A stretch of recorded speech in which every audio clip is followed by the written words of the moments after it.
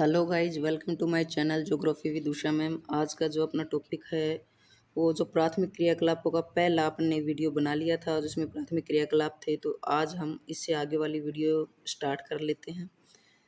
तो द्वितीयक क्रियाकलाप को हम गौण आर्थिक क्रियाएं भी बोलते हैं, जिसको हम इंग्लिश में सेकेंडरी इकोनॉमिक एक्टिविटीज बोलते हैं। तो हम पहले पढ़ चुके हैं कि जो प्राथमिक क्रियाकलाप क्या होते हैं। उसमें देखो, कृषि, पशुपालन, वानिकी, खनन, मत्स्य और ग्रहण इत्यादि मानव की प्राथमिक क्रियाएं हैं और इसमें प्राप्त उत्पाद यानी प्राथमिक उत्पाद ही कहलाते हैं। जैसे गेहूँ है, चावल है, कपास, फल, लकड़ी, धातु, मछली इत्यादि प्राथमिक उत्पाद हैं।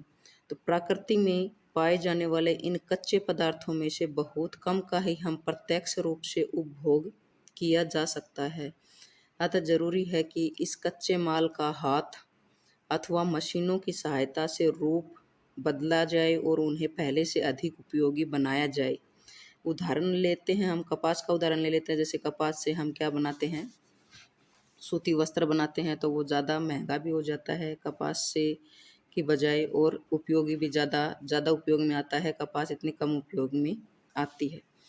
तो देखो, जो कपास का हमारे लिए सीमित उपयोग होता है, परंतु सूत में परिवर्तन होने पर इसका मूल्य क्या हो जाता है, बढ़ जाता है, क्योंकि इसका उपयोग वस्त्र बनाने में किया जा सकता है। और इसी प्रकार खदानों से प्राप्त जो लौह अयस्क है यानी कच्चा लोहा है, प्रत्यक्ष रूप से उसका इतना उपयोग नहीं होता।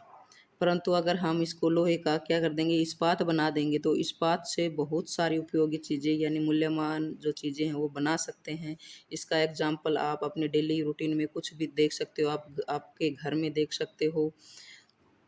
लोहे की छोटी से छोटी अपन बात करें तो सुई है, एक सुई से लेकर हम मशीनों तक यानी औजार हैं, रेल की पटरियां हैं, समुद्री जहाज हैं, भवन निर्माण तक हम इनका उपयोग में ले सकते हैं।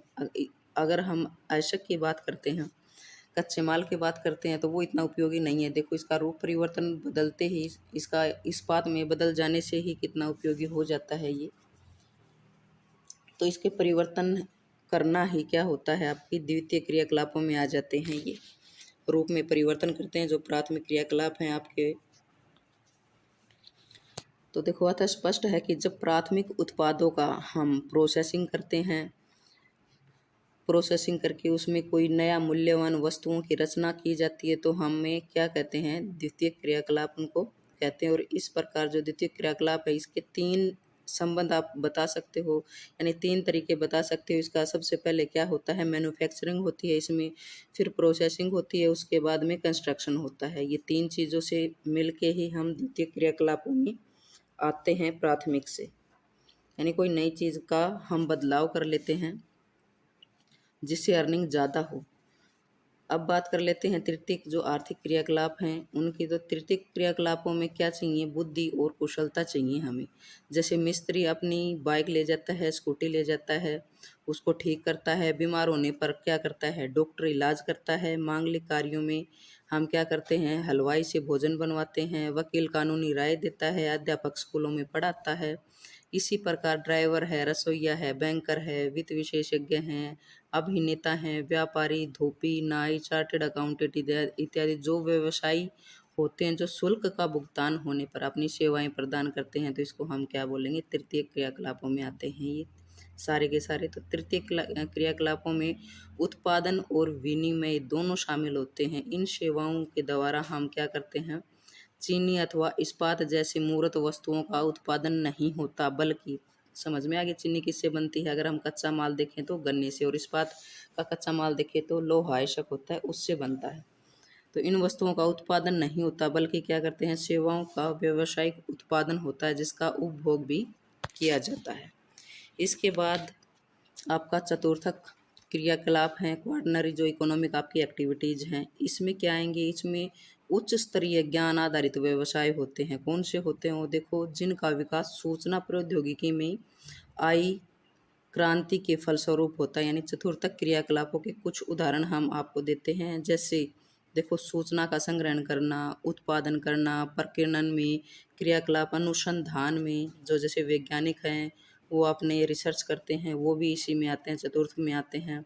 विकास पर केंद्रित होते हैं और इन्हें ऐसी उन्नत सेवाओं के रूप में देखा जा सकता है, जो विशिष्टीकृत यानी ज्ञान, प्रौद्योगिकी, कुशलता, प्रशासकीय सामर्थ्य से जुड़ी हुई हैं। और बहुराष्ट्रीय कंपनियों के जैसे मुख्य कार्यकारी अधिकारी होते हैं, चिकित्सक होते हैं, प्रतिलेखक होते हैं, म्यूचुअल फंड जैसे प्रबंधक होते हैं, परामर्शदाता होते हैं, सॉफ्टवेयर इंजीनियर होते हैं।